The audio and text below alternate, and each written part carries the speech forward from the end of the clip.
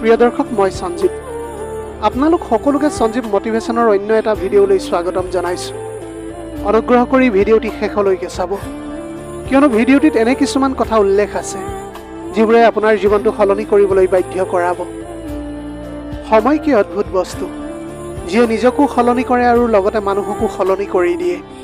সৰুকালত গৰুৰ ৰচনা পঢ়িছিলোঁ বাবে গৰু চিনি পোৱাত ভুল নহয়, মানুহৰ ৰচনা পঢ়া নাছিলোঁ বাবে আজিও মানুহ চিনি পোৱাত ভুল হয়। আমাৰ জীৱনত কাৰোবাৰ ওপৰত বেছিকৈ নিৰ্ভৰ কৰাটো কেতিয়াও উচিত নহয়, কাৰণ আন্ধাৰত নিজৰ ছাঁটোও যেতিয়া কাষতেই নাথাকে। আপুনি হয়তো আপোনাৰ জীৱনটো ঘৃণা কৰি আছে বিচৰাখিনি নোপোৱাৰ বাবে, কিন্তু এনেকুৱা কোনোবাও আছে যিয়ে আপোনাৰ জীৱনৰ দৰে এটা জীৱন কামনা কৰি আছে। নিজকে সদায় আনৰ লগত তুলনা কৰা বন্ধ কৰক। যি আছে তাতেই সন্তুষ্ট থাকিবলৈ শিকক, আপুনি নিশ্চয় সুখী হৈ পৰিব। সদায় এটা কথা মনত ৰাখিব, নিজৰ ঘৰখন ভালেই হওক বা বেয়াই হওক, নিজৰ ঘৰৰ দৰে শান্তি কিন্তু কোনো ৰাজপ্ৰসাদতে পোৱা নাযায়। এটা ভুল শব্দই যেনেকৈ গোটেই লিখাটো নষ্ট কৰি পেলায়, তেনেকৈ এটা ভুল মানুহ জীৱনত আহি গোটেই জীৱনটো নষ্ট কৰি পেলায়। কাৰোবাক ইচ্ছামতে কন্দুৱাবলৈ পাৰি, কিন্তু কাৰোবাক ইচ্ছামতে হহুৱাবলৈ বহুত বেছি টান। আমাৰ জীৱনৰ কাহিনীবিলাক ইমান চুটি নহয় যে এদিনতে শেষ হৈ যাব। হাঁহিব লাগে, কান্দিব লাগে, এইবোৰৰ লগত জীয়াইও থাকিব লাগে। যদিহে পোৱাৰ পিছত মৰ্যাদা দিবলৈ নোৱাৰে, তেন্তে হেৰুৱাৰ পিছত কান্দি আৰু কি লাভ। আপোনাৰ বিশ্বাস যদি এবাৰ ভাঙি যায়, তেন্তে হাজাৰ সত্যৰ কোনো মূল্য নোহোৱা হৈ পৰে। আজিৰ যুগত কাৰোবাক বুজোৱাতকৈ মনে মনে থকাই বেছি ভাল। ভুল পথত খোজ দিলে হয়তো পুনৰ সঠিক পথলৈ আহিবলৈ পাৰিব, কিন্তু ভুল মানুহক বিশ্বাস কৰিলে সেই বিশ্বাস ঘূৰাই পোৱাটো খুবেই অসম্ভৱ। আমাৰ জীৱনত সকলো থাকিলেও মানুহ সুখী হ'বলৈ নোৱাৰে যদিহে মনত শান্তি নাথাকে। তোমাৰ মূল্য বুজি পোৱাজনক কেতিয়াও অৱহেলা নকৰিবা। ভুল কৰিলেও গুৰুত্ব বুজি পোৱাজনক এৰি যোৱাৰ কথা কেতিয়াও নাভাবিবা। কাৰোবাক যদি ভাল নোপোৱা গোপনে অভিনয় নকৰিবা, তেওঁক তেতিয়া লগে লগে কৈ দিয়া উচিত, কাৰণ তোমাৰ অভিনয় কেৱল তেওঁৰ বিশ্বাসেই নহয়, তেওঁৰ গোটেই জীৱনটো ধ্বংস কৰিব পাৰে। যিজনে কাৰোবাক হৃদয়ৰ পৰা ভাল পাব জানে, তেওঁ সকলো পৰিস্থিতিত আপোনজনৰ কাষত থাকিব পাৰে। বন্ধুত্ব আৰু ভালপোৱা সঠিক মানুহৰ লগত হ'লে জীৱনটো সলনি হৈ যায়, আৰু ভুল মানুহৰ লগত হ'লে গোটেই জীৱনটো শেষ হৈ যায়। সদায় হেৰুৱাৰ বেদনা সেইসকল ব্যক্তিয়েহে বুজি পায় যিসকলে নিজৰ আপোনজনক ইতিমধ্যে হেৰুৱাই পেলাইছে। যেতিয়া এজন ব্যক্তিৰ প্ৰয়োজন শেষ হয়, তেতিয়া তেওঁৰ কথা কোৱাৰ ধৰণো কিন্তু সলনি হৈ যায়। মানুহ সদায় ভাগ্যৰ ওচৰত হাৰি নাযায়, কেতিয়াবা কেতিয়াবা আপোনজনৰ অৱহেলা আৰু বিশ্বাসৰ কাষতো কিন্তু হাৰি গুচি যায়। গাড়ী এখন বেয়া হ'লে যেনেকৈ গাড়ী মেৰামতি কৰিবলগীয়া হয়, গাড়ীখন পেলাই দিব নালাগে, ঠিক তেনেকৈ সম্পৰ্কত যদি ভুল বুজাবুজি হয়, ভুলবোৰ শেষ শুধৰাই দিব লাগে। সম্পৰ্ক শেষ কেতিয়াও কৰিবলৈ নালাগে। ক্ষমা তাকেই কৰা যিয়ে অন্যায় কৰিছে, কিন্তু ক্ষমা তাক নকৰিবা যিয়ে আপোনাৰ লগত বেইমান কৰিছে। মানুহ যেতিয়া বিপদত পৰে, তেতিয়া তেওঁলোকে উপলব্ধি কৰে যে পৃথিৱীখন কিমান কঠিন আৰু নিজৰ মানুহবোৰো কিমান যে নিষ্ঠুৰ। খাদ্যখিনি যিমানেই দামী নহওক কিয়, পচিলে কোনো দাম নাথাকে। একেদৰে মানুহ যিমানেই শিক্ষিত নহওক কিয়, মানৱতা অবিহনে তেওঁৰ কোনো মূল্য নাই। জীৱনত সদায় সুখী হওক, কিন্তু কাকোৱে আঘাত দি নহয়। জীৱনত লাভৱান হওক, কিন্তু কাৰোৱে ক্ষতি কৰি নহয়। জীৱনত দুখ আৰু কষ্ট পোৱাটো বেছি প্ৰয়োজন, কাৰণ দুখ আৰু কষ্টই মানুহক সলনি কৰিবলৈ পাৰে। যদিহে আপুনি আনৰ ক্ষতি কৰিবলৈ বিচাৰে, তেন্তে আপোনাৰ পতন নিশ্চিত।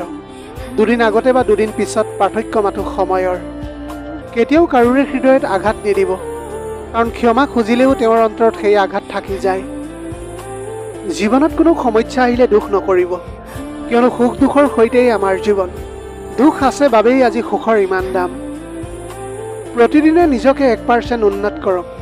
বছৰৰ শেষত আপুনি চাব 365% উন্নত হৈ পৰিছে। পৃথিৱীৰ আটাইতকৈ ডাঙৰ ঔষধ হ'ল হাঁহি, আৰু আটাইতকৈ ডাঙৰ সম্পদ হ'ল বুদ্ধি, আৰু আটাইতকৈ শক্তিশালী আহিলা হ'ল ধৈৰ্য, আৰু শ্ৰেষ্ঠ সুৰক্ষাই হ'ল বিশ্বাস।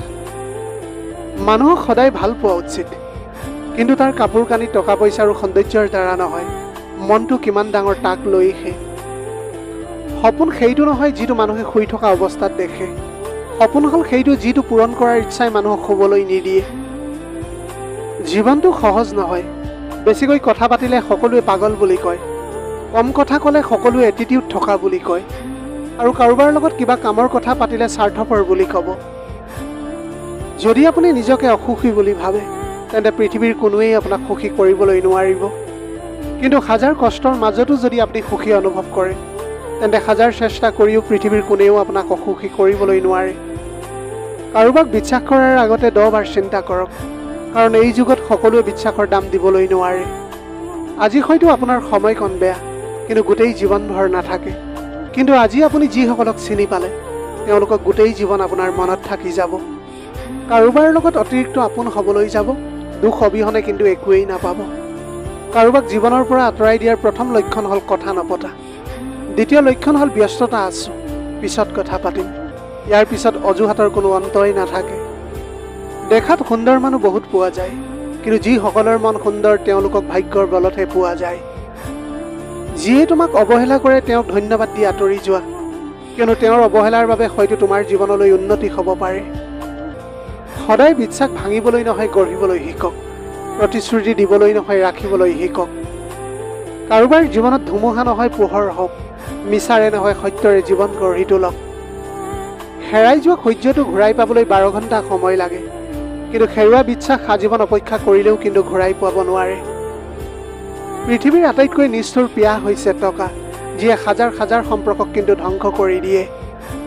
ভাল মানুহৰ কোনো মূল্য নাই, সৎ মানুহৰ কোনো মূল্য নাই, সাধাৰণ মানুহৰ স্বাধীনতা নাই, বিবেকবান মানুহৰ কোনো শান্তিয়েই নাই। যিমান কথা কমকৈ ক'ব আপোনাৰ কথা মূল্যৱান হৈ যাব। যদি সকলো সময়ত বক বক কৰি থাকে আপোনাৰ কথাৰ মূল্য নাথাকিব। এইখন পৃথিৱীত কাৰোবাক প্ৰয়োজনীয়তকৈ বেছি গুৰুত্ব দিলে তেওঁ অৱহেলা কৰিবলৈ আৰম্ভ কৰে। কথাষাৰ তিতা হ'লেও কিন্তু সত্য। নিজৰ জীৱনতকৈ বেছি কাৰোবাক ভাল পালে দুচকুৰ পানীৰ বাহিৰে একোৱেই পোৱা নাযায়। এটা কথা সদায় মনত ৰাখিব, যাৰ মন ভাল হয় তেওঁৰ কপালখনেই সদায় বেয়া হয়। পৃথিৱীৰ সকলোতকৈ অসহায় ব্যক্তি সেইজন, যিয়ে হাঁহিৰ আঁৰত দুখবোৰ লুকুৱাই ৰাখে। জীৱনত বেয়া সময় আহিলে ভয় নকৰিবা। জীৱনত যদি ৰাস্তা বিচাৰি নোপোৱা, তেনেহ'লে নিজৰ ৰাস্তা নিজেই তৈয়াৰ কৰি লোৱা। জীৱনত সুখী থকাৰ এটাই উপায়, নিজৰ ওপৰত বিশ্বাস ৰখা, আনৰ ওপৰত নহয়।